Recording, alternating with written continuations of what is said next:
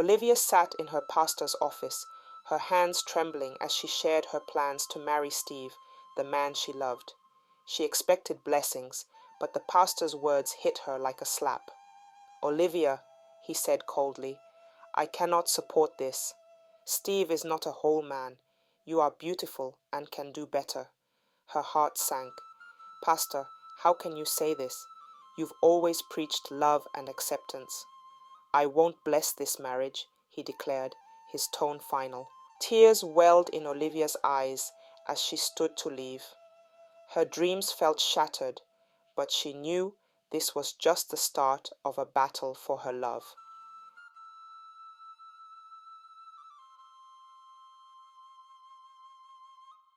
Steve sat in silence, his small, fragile frame slouched in his wheelchair as the sound of laughter echoed around him like thunderclouds before a storm. His classmates stood in a circle, pointing and jeering at him. "Run if you can, weak boy," one shouted, his voice cutting through Steve's chest like a sharp blade. Another child chimed in, her laughter cruel. "Do your bones even work, or are you made of glass?"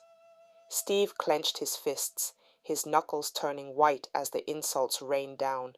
He tried to block out their voices, but the words burrowed deep into his heart, leaving cracks that felt impossible to repair. He wasn't like the other kids. He had never been. From the moment he was born, Steve's life had been a battle. Diagnosed with osteogenesis imperfecta, a rare bone disorder that made his bones brittle and weak, he was forced to grow up in a world that never seemed to understand him. His small stature, his inability to walk or run like the others, made him a target. He had learned to endure the stares, but the laughter was unbearable. Steve's head hung low as tears welled up in his eyes. His wheelchair squeaked softly as he rolled himself away from the group, their laughter trailing behind him like a haunting melody. When he arrived home, his mother, Nana, noticed immediately that something was wrong. She watched as Steve pushed his plate of food aside, his appetite replaced by a silence that spoke volumes. "Steve, my child, what is it?"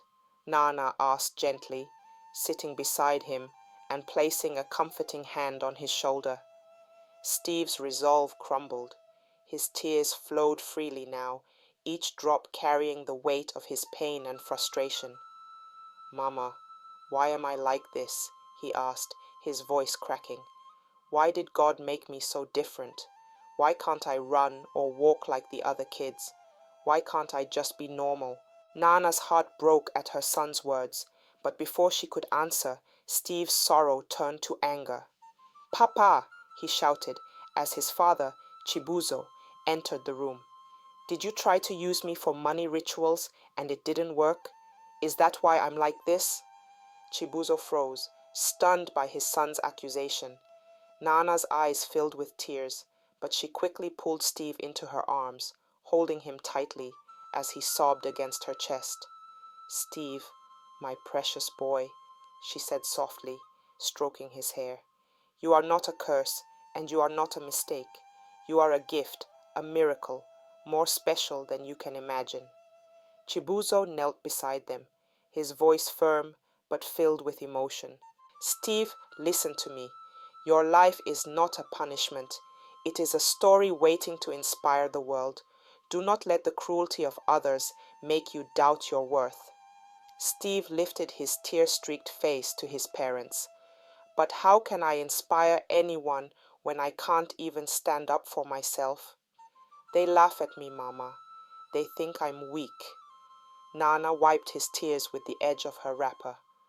"True strength, my son, is not in your legs or your arms. It's in your heart, and your heart is stronger than they will ever know."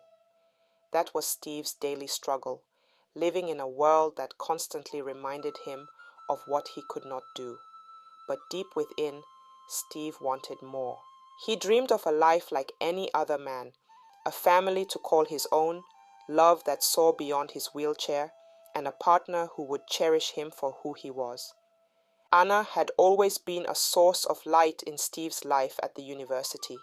She was kind, warm, and understanding, never mocking or treating him differently because of his condition. She was the only one who laughed with him, not at him, and always saw beyond his disability. Maybe Anna is the one, Steve thought one evening as he sat in his room, surrounded by sketches of ideas for inventions he often dreamed about. His heart thudded in his chest as he thought of her smile, her laughter, the way she never made him feel small. Determined to show Anna how much she meant to him, Steve began to act. He bought her thoughtful gifts, her favorite books, flowers, and little trinkets he thought she'd love. He found excuses to spend more time with her, helping her with assignments, or simply chatting about life and dreams. Anna, in return, was gracious and seemed genuinely happy in his company. She must feel the same way, Steve convinced himself, hope blossoming in his heart. Finally, Steve decided it was time. No more hesitation, he muttered under his breath. Clutching a small box with a pendant he had saved up to buy, Steve rolled his wheelchair to Anna's home one quiet evening. The stars were bright above, and his heart was brimming with anticipation. As Anna greeted him at the door, her face lit up with a warm smile. "Steve, what a pleasant surprise! Come in, she said, leading him to the cozy living room. Steve tried to steady his nerves. He looked at her, his voice trembling as he began. "Anna, there's something I've been meaning to tell you." But before he could finish, Anna interrupted, her eyes sparkling with excitement. "Oh, Steve, I've been dying to tell you something too," she said, practically bouncing with joy. "John and I are engaged. Can you believe it? We're getting married soon." Her words hit Steve like a boulder crashing down on his chest. His throat went dry, and the box in his hand slipped to the floor. He forced a smile, but his voice betrayed him. "John?" he managed to ask, barely above a whisper. "Yes, John from our school. He proposed last week, and I said yes. We've already started planning the wedding," Anna said, her happiness radiating from her like sunlight, oblivious to the storm brewing in Steve's heart. Steve couldn't hide the disappointment that etched itself onto his face. His chest felt hollow, as though all the air had been sucked out of the room. That's wonderful, Anna. Congratulations," he said, forcing the words past the lump in his throat. Anna noticed the change in his demeanor and frowned slightly. "Steve, are you okay?" Steve nodded quickly, unwilling to let her see the full depth of his heartbreak. "I'm fine, Anna. Really, I'm happy for you," he lied, his voice strained. As he wheeled himself back home that night, the tears he had held back began to fall. The hope that had carried him for weeks now felt like ashes in his hands. "Why did I think she would ever choose someone like me?" he whispered to the night, his heart breaking with every word. Steve tried to shake off his disappointment with Anna, telling himself he was grown enough to handle his problems without burdening others. But as he prepared for lectures the next morning, his mother, Nana, noticed the sadness etched on his face. "Steve," she called softly, pausing her sweeping to study her son. "What is wrong? You look like something is bothering you. Please, share with me." Steve hesitated, his hands lingering on the wheels of his chair. He hated worrying his mother. She already carried so much on her shoulders. "Mama, it's nothing," he said, forcing a smile that didn't reach his eyes. "I just didn't sleep well. I'll be fine." Nana frowned but didn't push further. She watched as Steve wheeled himself out of the house, her heart heavy with concern. On campus, Steve decided to distract himself with the routine of his day. But as he made his way through the courtyard, something, or rather someone, caught his attention. A young woman, elegant and radiant, walked with the poise of someone who knew she commanded attention. Her Ankara dress hugged her figure in all the right places, and her smile was as warm as the morning sun. Steve's heart skipped a beat. He had never seen her before, and for a moment he forgot all his pain. He wanted to approach her, but the sting of Anna's rejection held him back. "What's the point?" he muttered under his breath. "I'll only embarrass myself again." Fate, however, had other plans. During his lunch break, Steve spotted the same lady at the campus cafe. She sat at a corner table, scrolling through her phone. This time, something inside him stirred, a quiet defiance of the fear that had held him back for so long. He took a deep breath, steadying his nerves as he rolled his wheelchair toward her. "Excuse me," he began, his voice calm but carrying the weight of anticipation. She looked up, her large, expressive eyes locking onto his. "Hi, my name is Steve," he said, offering a small, genuine smile. "I saw you this morning, but you seemed busy, so I wasn't able to speak with you. May I know your name?" She hesitated, her gaze briefly scanning him before replying, "I'm Betty." "That's a nice name," Steve said, his smile widening slightly. Betty nodded politely, her expression unreadable, giving nothing away. Steve hesitated for only a moment before deciding to speak his mind. Life had taught him that time was precious, and he didn't want to waste it. He leaned forward slightly, his eyes earnest. "Betty," he began, his tone steady but warm, "this is my first time setting my eyes on you, but I feel drawn to you. I'd like us to start as friends and see if we could become more than that, something serious, a relationship that could lead to marriage." The words hung in the air for a moment, and Steve felt his heart pounding like a drum. Betty blinked, her face twisting into an expression of shock and disbelief. "You want what?" she asked, her voice rising. "I said—" But before he could repeat himself, Betty cut him off with a laugh so loud it drew the attention of nearby students. "Did that thing just come from your mouth?" she sneered, gesturing toward him. "How dare you say such a thing to me? You, of all people, want a relationship with me. Even if you were the only man left on earth, I wouldn't date you." Her words hit Steve like a physical blow, and the cafe fell silent as her voice echoed through the room. Students began to gather, drawn by the commotion. Some whispered, others stared openly. Steve could feel their eyes burning into him, their pity and amusement cutting him deeper than any blade. Betty stood, her voice dripping with scorn. "Next time, think twice before embarrassing yourself like this." She stormed out, leaving Steve alone under the weight of their stares. Ashamed, humiliated, and heartbroken, Steve couldn't even lift his head. His appetite gone, he slowly wheeled himself away, each turn of the wheels feeling heavier than the last. Steve fell into a deep depression for days after the incident with Betty. Her harsh rejection replayed in his mind like a haunting melody, amplifying the doubts he already carried. He avoided his usual hangout spots on campus, kept his interactions minimal, and buried himself in books to distract from the ache in his chest. But time, as it often does, brought healing. Slowly, Steve began to regain his composure. He reminded himself of his parents' sacrifices and the dreams he still held close.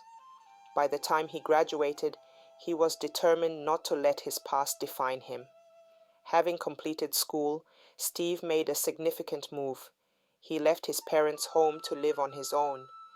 It was both an exciting and daunting step, but he embraced the independence, even if the silence of his new apartment sometimes felt overwhelming.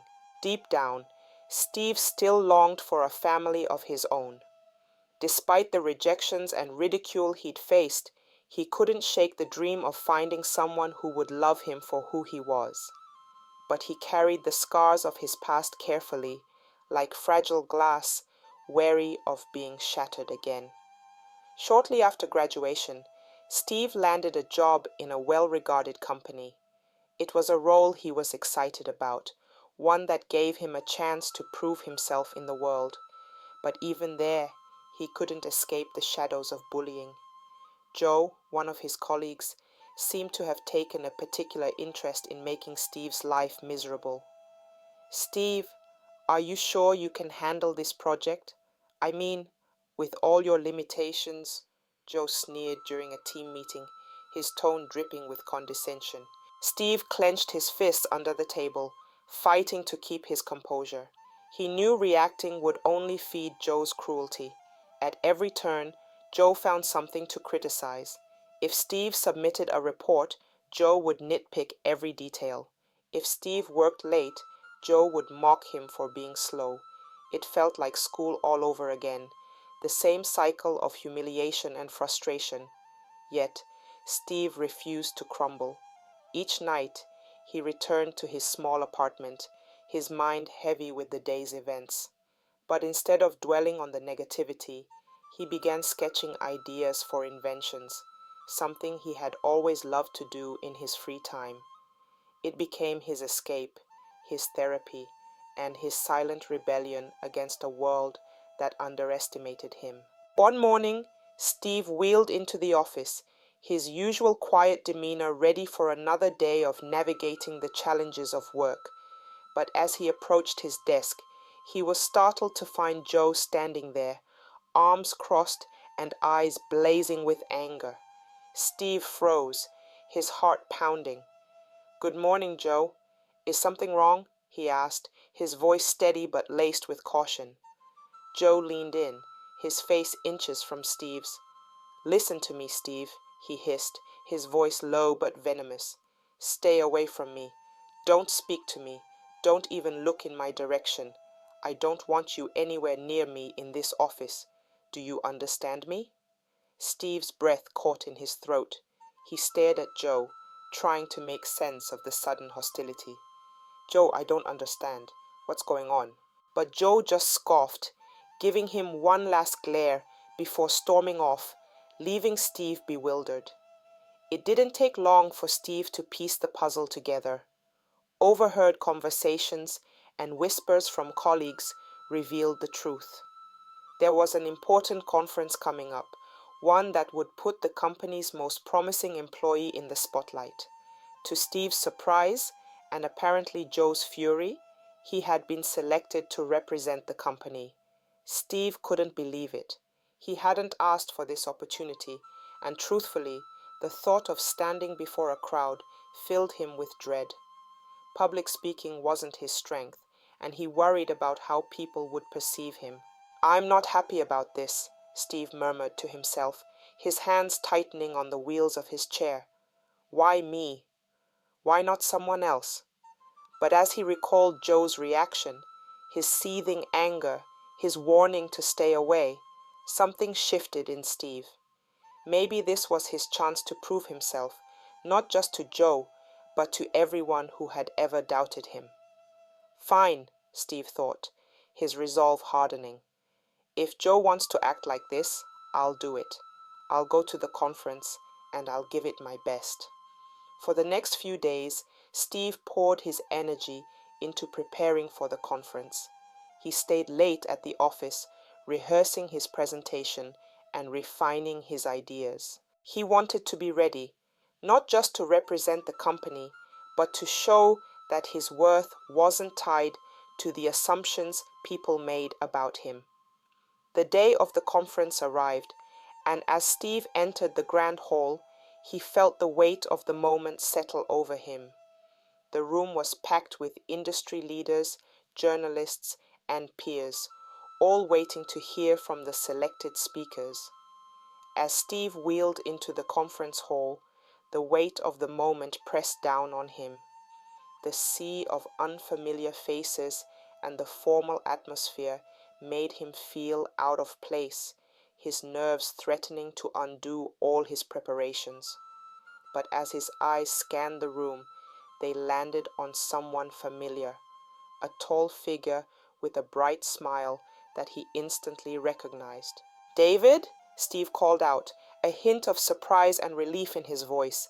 David turned, and his face lit up. "Steve, long time, my brother," he exclaimed, walking over and pulling Steve into a warm handshake. Steve felt his tension ease immediately. David had been one of the few classmates who had treated him with kindness during their school days. Seeing a friendly face in such an overwhelming environment was exactly what he needed. David wasn't alone.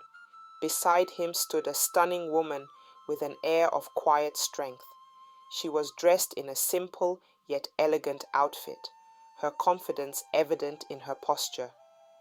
"Steve, meet Olivia," David said, gesturing toward her. "She's my colleague at the firm." "Nice to meet you, Steve," Olivia said warmly, extending her hand. Her voice was soft, but carried an underlying note of self-assurance. Steve shook her hand, feeling a spark of something he couldn't quite name. "It's a pleasure to meet you, Olivia," he replied, his voice steady, though his heart raced. The three of them spent some time chatting, with David doing most of the talking. Steve learned that Olivia was a talented marketing strategist who had achieved remarkable success at a young age. Yet there was a quiet sadness in her eyes, as if life had dealt her one too many disappointments. As the conversation flowed, Steve found himself drawn to Olivia. She was beautiful, no doubt, but it was her intelligence, grace, and resilience that captivated him. Still, he hesitated to act on his feelings. The sting of past rejections loomed large in his mind, and he wasn't sure if he could endure another heartbreak.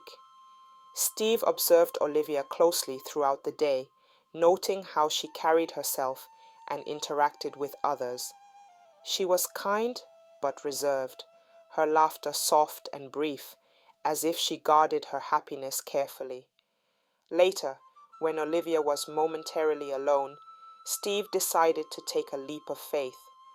His heart pounded as he rolled toward her. "Olivia," he began, his voice steady despite the turmoil within him. She turned to him with a curious smile. "Yes, Steve?" "I know we've only just met," he said, his words coming out in a rush, "but I feel something special about you. I've had my share of struggles in life, and I know you probably have too. I don't want to waste time pretending I don't feel what I feel. Olivia, I love you." The words hung in the air, heavy with sincerity. Olivia blinked, taken aback by his directness. She hadn't expected this, not from someone she had just met, and certainly not at a professional event, but she didn't lash out or mock him. Instead, she smiled gently. "Steve, I wasn't expecting that," she admitted, her voice kind. "I've been through a lot in life. Love hasn't been kind to me, and I've told myself it's not worth the pain anymore. But you seem different. I need some time to think about this." Steve nodded, his heart lifting slightly. She hadn't rejected him outright, and that was enough for now. "Take all the time you need, Olivia," he said earnestly.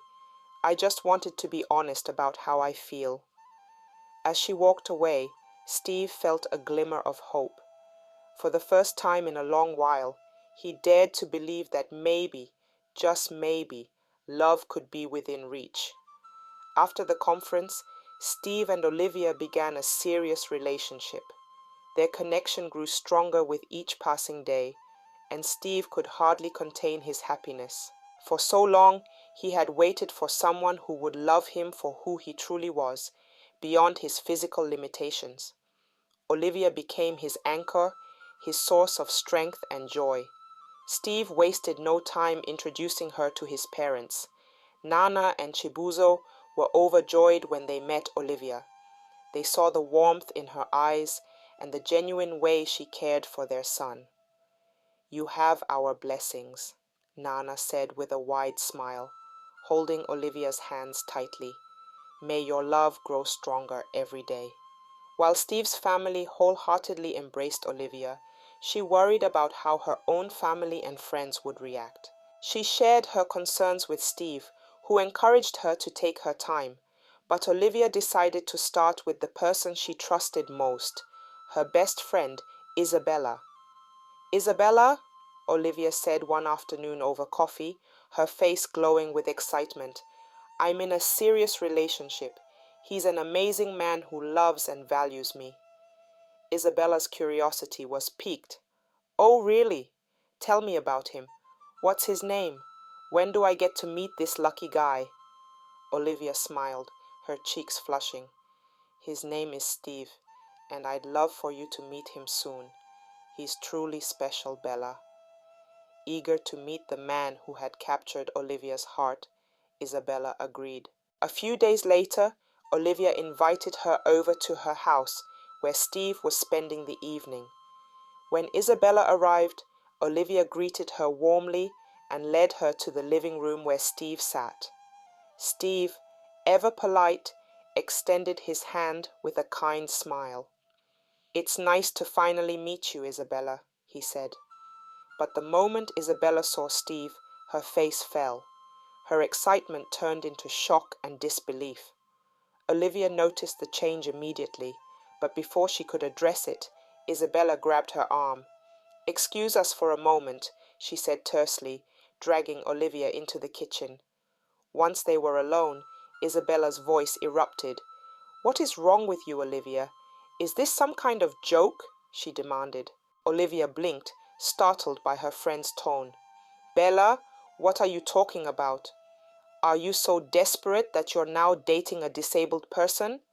Isabella spat, her voice dripping with disdain. Has it really come to this? You, of all people? Please, count me out of this mess. Don't call me again. Olivia's heart shattered. She stared at Isabella, struggling to process her words. Bella, I thought you were my best friend, she said, her voice trembling. I thought you'd be happy for me, that you'd share in my joy. Steve is a wonderful man who treats me with love and respect. Why can't you see that? Isabella scoffed. You can live in whatever fantasy world you want, Olivia, but don't drag me into it. I'm done. With that, she stormed out of the kitchen, grabbed her bag, and left the house without another word. Unbeknownst to Olivia, Steve had overheard everything. He sat silently in the living room, his heart sinking as Isabella's cruel words echoed in his mind. When Olivia returned, her eyes were red and swollen. She knelt beside Steve, tears streaming down her face. Steve, I'm so sorry, she whispered. I didn't know she would react like this. I never wanted to hurt you. Steve reached for her hand, his own trembling slightly. It's not your fault, Olivia, he said softly, though his voice carried the weight of his pain. But it hurts, knowing that people still see me as less than human. Olivia wrapped her arms around him tightly. Steve, you are not less. You are everything I've ever wanted in a partner. If Isabella can't see that, then she was never truly my friend. Though Olivia's words were meant to comfort him, the encounter left a deep scar on Steve's heart. He began to question whether their love could withstand the judgment of the world. And for Olivia, the loss of a friend she had trusted for years was a bitter reminder of how cruel people could be. In their community, whispers and mockery surrounded Steve and Olivia's relationship like a storm cloud that refused to dissipate. Every corner they turned, every glance they exchanged was met with stares, snickers, and cruel words. This lady must be a gold digger, a woman said loudly in the marketplace. How on earth would such a beautiful lady agree to marry a man like him? There's something fishy here. Do they even sleep together? How would that even work? A man jeered, eliciting laughter from a group standing nearby. The ridicule was relentless, and though Steve and Olivia tried to block it out, The weight of the mockery pressed heavily on their hearts. Sometimes, in the quiet moments they shared, both found themselves questioning their decision to be together. One evening, as they sat in Steve's modest apartment, he reached for Olivia's hand. His eyes, filled with a mix of determination and vulnerability, met hers. "Olivia," he began, his voice steady, "we've endured so much together. The world may never understand our love, but I don't care about that anymore. It's time we make this official. I want to meet your family. I want us to get married." Olivia's face lit up with a radiant smile. Despite everything, Steve's unwavering love and courage had become her safe haven. "I would love that, Steve," she said, her voice soft but full of joy. "But first, I think we should inform my pastor. He's always been a mentor to me, and his guidance means a lot." The following day, Olivia visited her pastor, a man she had always trusted for advice and spiritual counsel. She poured out her heart, sharing the depth of her love for Steve and their plans for marriage. But as she finished, the pastor's expression turned stern. "Olivia," he said bluntly, his tone lacking the warmth she was used to, "I cannot support this decision. You are a beautiful young woman, blessed by God. Why would you settle for that?" Olivia's breath caught in her throat. "Excuse me, Pastor? What do you mean by that?" He sighed, shaking his head. "Steve is not a whole man. He's disabled. You could easily find a full man to marry, someone who can truly care for you and give you a normal life. This is not God's will." The words stung like a slap across Olivia's face. She stared at the man she had looked up to for years, struggling to reconcile his words with the person she thought he was. "That's not all," the pastor continued, his voice firm. "I will not bless this marriage in my church. I cannot condone it." Olivia felt tears prick her eyes, but she refused to let them fall. Gathering her strength, she looked him squarely in the eye. "Pastor, I came to you for counsel, not condemnation. I love Steve, and I know God brought him into my life for a reason. If you cannot see that, then perhaps you are not the spiritual leader I thought you were." She left his office with her head held high, but inside, her heart was heavy. If the pastor, someone she respected deeply, could be so dismissive, what could she expect from her family? Would they too reject Steve? Olivia returned to Steve's apartment that evening, her mind racing. She knew their journey was about to get even harder. As much as she believed in their love, the thought of losing her family's support left her feeling vulnerable and afraid. Would her family see the love she and Steve shared, or would they too judge him for his disability? Would Olivia's unwavering belief in their love be enough to withstand the doubts and pressures surrounding them? And most importantly, could there truly be a marriage amidst so much opposition? Watch out for part 2. Do you think love can conquer society's judgment? What would you do if your family rejected your partner? Share your thoughts.